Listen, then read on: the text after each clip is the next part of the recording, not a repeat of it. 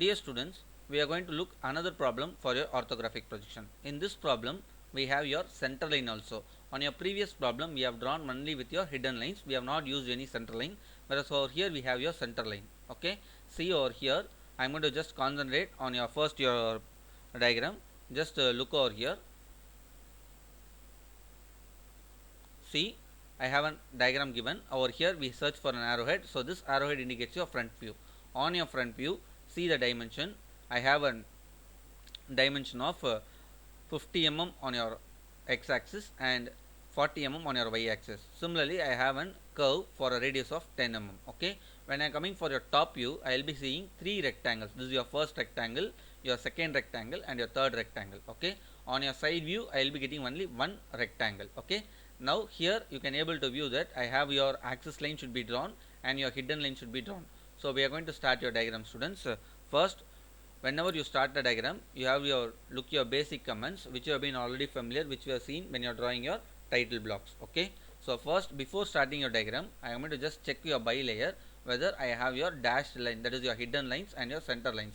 Both is been not available over here. You can able to view I have only three options: bilayer, by block, and continuous. Okay. So I need a hidden line and your center line. For that, I am going to just click your other, and I click your load option. Here I am going to select your center. Over here I am going to select a center 0.5x, and I have just clicked OK. You can see a center line has been added over here. Once again I have just clicked your load, and I have had your hidden line. Your hidden line is nothing but dashed line. Okay. So I am going to select this dashed 2 dashed 0.5x, and I just clicked OK, and once again clicked your OK. Now when I click your bilayer button, you can able to view that I have your continuous, center, and dashed line. Okay. Now I am going to start drawing your front view of your object. See, in this diagram we have your front view, top view, and right side view. So on first angle projection, your right hand side view will be drawn to your left hand side of your front view. So I am going to start little bit on your center part of your page. Okay. First I have just clicked your line button. I just made a point, and I move to your x direction. My dimension is 50. Enter. I move to your y direction. I entered my dimension as 40. Then x direction, once again 15. Escape. Okay. Once again I am going to start from this direction. Once again I have just clicked your line button. Over here, when I place it, I will be getting a square, green color square, which indicates your intersection point. I just click it and move to your y direction. My dimension is 40, and your x direction I have entered 15. See, now I have to draw your arc. Okay. So we can draw your arc by two methods. See, here they are given your radius as 10 mm. Okay. So what I am going to do is, first I am going to just click a line, and I just started it, and I just entered it as 10.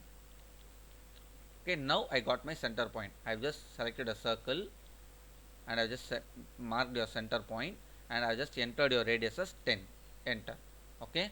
After that, I am going to use your trim button to trim your circle to convert it into a semicircle. I just clicked your trim. I just selected this line and this arc. Now you can able to see a semicircle is being formed. Clear? Now I completed your front view. Next I am going to start your top view. On your top view, we know that your vertical dimension is 60 mm. Okay. First what I am going to do is, I am going to just use your line button, and I have not made a click, student. I just placed this point. Okay. I just moved to your y direction. You can see a construction line is being generated.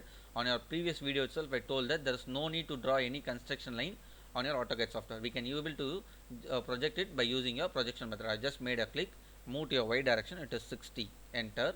And I once again I move to your horizontal direction. Over here I just made your placed your mouse pointer over there, and I just projected it so that I will be getting an intersection point. I just made it. Then once again I placed your pointer over this point, and I just moved it so I can get an intersection point over here. Then I clicked your close. Okay. Now I have drawn your rectangle. Clear? Now I have to draw your these two vertical lines. Once again I am just click your line button. I placed your mouse pointer over here. Okay. And I just moved over here. See, I have just started a click point, and I just joined over here. Just press escape. Once again line button. I placed your mouse pointer over here. Just move towards your downward direction, and I just click it, and I have just joined over here. See, since when I move to this horizontal line, I don't get able to get your intersection line easily. For that, I have just started at your before your intersection point itself. Once again I am going to use a trim button, and I am going to just trim these two lines. Clear, students? Okay, now we have to draw an axis line. First, what I'm going to do is I'm going to just click your line and I just placed it over here. You can see I've just projected it. Okay, I just made your first click and I just second click. See, now it is only a continuous line. I have to change it to an axis line. Okay, for that what I'm going to do is I'm going to just select this line and I'm going to click over here and I've just selected your center. After center that, just press escape. Now it is, you can able to view it. It is an center line. Clear? Now once again I am going to draw your side view of your object. Your side view dimension is 60 and your height is 40. Okay. So first what I am going to do is I am going to just click your line button. I placed your mouse button over here and I just moved horizontally. First I made a click and just I moved to your horizontal direction. I marked as 60. Your height is 40. Enter. I just moved to once again horizontal direction 60. Enter. Y direction I just entered as 40. Enter. Escape. Okay. Now see students, this dotted line should be marked. This semicircle dotted line has been missing over here. First what I am going to do is I just click your line. I just placed your mouse pointer over here and I just moved over here. Okay. So what I just made a click and I joined over here. Once again it is an extended line. For that I am going to use your trim and I have just trimmed this line. So we have been already discussed how to change your hidden line. First what I have to do, we have to just select this line. You are going to click over here your bilayer and you have selected your dashed. Now you can able to see it is your dashed line. Next I am going to change your lines to your thick line. For that I am going to select all your lines which should be converted into thick. First I have selected your front view and I have just changed your line thickness as 0.35. Now you can say your visible line is being converted into a thick line. Over here similarly on your top view I have to select manually because your center line should be a thin line only. So for that what I am going to do is I am going to select your lines manually one by one. I just made a click on your each and every line and I change your thickness as 0.35. Okay. Similarly for your side view I just selected your lines and I change your thickness as 0.35. Now after completing your views we have to mark your dimensions. Okay. Before whenever we start your dimension we have to use your dim style. I am going to use your command dim style, DIMSTYLE, enter, and I am going to click modify and I am going to set your size for your text, arrow and primary units.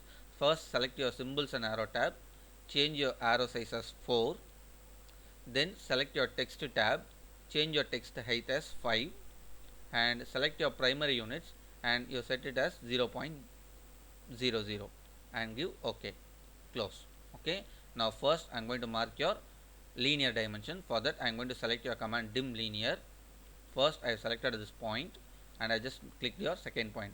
Now I got your dimension as 50. Similarly I am going to mark your horizontal dimension. Once again I have just clicked your dim linear over there. I first click your first point and second point. I got your dimension as 40. Next I am once again use your dim linear. This is my first point and second point. I have marked it as 15. Similarly once again dim linear. I have selected this point and this point. Both should be on a same line. So for that I have set for your node point so that both will be on your same line. Next, the new thing which we have seen over here, we are going to mark your radius of your circle. For that you just click over here.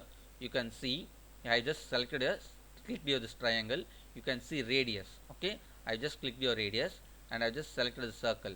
Automatically you can able to see the radius has been viewed. Okay, so what I am going to do is I should not overlap any your other curves. So for that what I am going to do is I am going to just mark it to your radius as R10. So you can able to view the radius has been R10. Okay. Next I am going to mark your top view dimensions. Once again I need dim linear. For that what I am going to do is I am just click this triangle and I have selected your dim linear and I marked your height of your object. See, your height has been 60 mm. Similarly on your side view I am going to mark your dimensions by using your same dim linear. So I marked your dimensions. Okay. So next what I am going to do is I am going to write your contents as top view, front view and side view. See students, over here I cannot able to write your top view because it has been intersecting with your title block. Okay. For that what I am going to do is I am just made a click over here and I have selected your entire components. Okay. See, this center line has been not selected. Once again I have just selected it. Okay. And I use your command move. M is your shortcut for your move. Enter. I just placed this point and I just moved it. so that now I can write your top view over here. So you can move your diagram after completing your diagram also, there will not be any issue. Okay, see over here we have drawn your hidden line as your center line over here in this diagram. So first, once again, I'm use your text content. I made your first point, okay, and I'm going to height, your text height is 5. So for that I have to enter H and your text height as 5. Enter, and I made your opposite corner. So I'm going to just type it as front view. FRONT space VIEW. Okay, just close your editor. Next, I have to move it. So for that, what I have to do, I will select the text. I just click your move, enter. I base the point and I just moving. See, once again, since your ortho is on, it cannot be moved on your anywhere direction. For that, I am going to press F8 to make your ortho off, and I just to place it over here as front view. Similarly, once again, I just clicked your text button, okay, and clicked over here. Already we have mentioned your height, so that's why I am mentioning your opposite corner. Here, this is your top view, TOP space VIEW, and just click your close editor. Once again, select the text, press we have to move it, so we are going to use your command M, enter, and I have just clicked it and I moved it over here. So I written your top view. Next, I am going to write your left side view. Sorry, it is your right hand side view. For that, once again, I have just clicked your text, selected your point, and I just end point of your point. I am going to type it as right side view, RIGHT space SIDE space VIEW. Close editor. Just select your text, use your move button, enter, and I just move it and place it parallelly on your right side view. Okay, move, enter.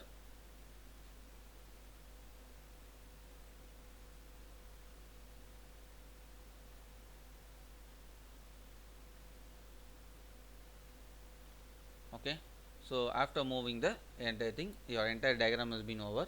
So next we are going for your other diagrams. We can see for the some similar diagrams on your next lecture.